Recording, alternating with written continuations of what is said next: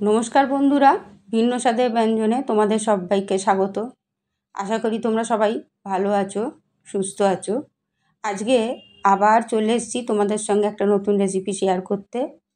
রেসিপিটা ঝিঙে কুমড়ো চিংড়ি মাছ দিয়ে ঘন্ট। আমরা সাধারণত লাউ ঘন্ট খেয়েই অভ্যস্ত, তাই ঝিঙে কুমড়োর ঘন্টটা খুব একটা কেউ হয়তো করে না, কিন্তু এটা খেতে খুব ভালো লাগে।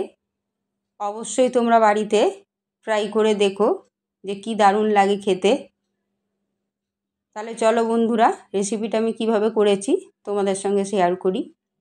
আমি 500 গ্রাম মতো ঝিঙে নিয়েছি, আর কুমড়ো নিয়েছি আমি 250 গ্রাম মতো। ঝিঙের পরিমাণটা একটু বেশি দিতে হবে, আর কুমড়োর পরিমাণটা একটু কম দিতে হবে। আমি 200 গ্রাম চিংড়ি মাছ এইভাবে ভালো করে খোলা মাথা সব ছাড়িয়ে নিয়ে পরিষ্কার করে ধুয়ে নিয়েছি।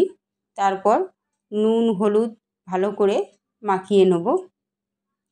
এই রেসিপিটা খেতে খুব ভালো লাগে, আর এত লাইট হয় যে সব সময় মোটামুটি খাওয়া যায়। এটা তোমরা ভাত রুটি সব কিছুর সঙ্গেই খেতে পারো। ফ্রাইং প্যানটায় আমি অল্প করে একটু তেল দিয়ে দেবো। চিংড়ি মাছগুলো আমি প্রথমে ভেজে তুলে নেব। বন্ধুরা, আমার রেসিপিগুলো তোমাদের কেমন লাগে আমাকে কমেন্টে তোমরা জানাবে। তোমরা পাশে না থাকলে আমি কিছুতেই এগোতে পারবো না। তাই প্রত্যেকটা রেসিপি যখনই তোমাদের সঙ্গে আমি শেয়ার করি একই কথা বলি, তোমরা আমাকে এগিয়ে যেতে সাহায্য না করলে আমি কিছুতেই এগোতে পারবো না। চিংড়ি মাছগুলো আমার দেখো ভাজা হয়ে গেছে, এগুলো আমি তুলে নেব। এই রান্নাগুলো সাধারণত একটু পুরনো দিনের রান্না, খুব একটা আমরা চট করে এই রান্নাগুলো করি না। চিংড়ি মাছটা ভাজা হয়ে গেছে, এবার ওই তেলেতেই আমি জিরে তেজপাতা আর একটা শুকনো লঙ্কা ফোড়ন দিয়ে দেবো। আমাদের মা ঠাকুমা দিদিমা এরা এইরকম ধরনের রান্না খুব করতেন, আর এগুলো খেতে কিন্তু খুব ভালো লাগে। আমরা এই সব রান্নার স্বাদ প্রায় ভুলতে বসেছি। কুমড়ো ঝিঙে দুটোই আমি দিয়ে দেবো। এবার একটু নুন ছড়িয়ে দেবো, আর একটু হলুদ দিয়ে দেবো।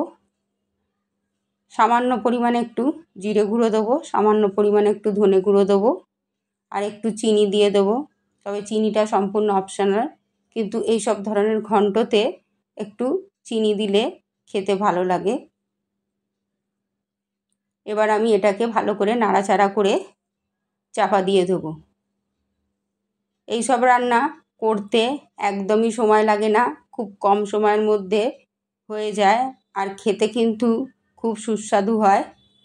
এইবার আমি কয়েকটা কাঁচা লঙ্কা দিয়ে দেবো, দিয়ে আবার একটু নেড়ে চেড়ে চিংড়ি মাছটা দিয়ে দেবো, দিয়ে আমি এবারে চাপা দিয়ে দেবো। রান্নাটা তোমরা অবশ্যই বাড়িতে করো, খেয়ে দেখো কি দারুণ লাগে খেতে। ঢাকা দিয়ে হতে দেবো। দেখো আমার জলটা মোটামুটি মরে এসছে। এবারে আমি এটা তেল বেরিয়ে এলে নামিয়ে নেব। দেখো কি সুন্দর হয়েছে। তাহলে বন্ধুরা, রেসিপিটা ভালো লাগলে লাইক শেয়ার করো, চ্যানেলটাকে সাবস্ক্রাইব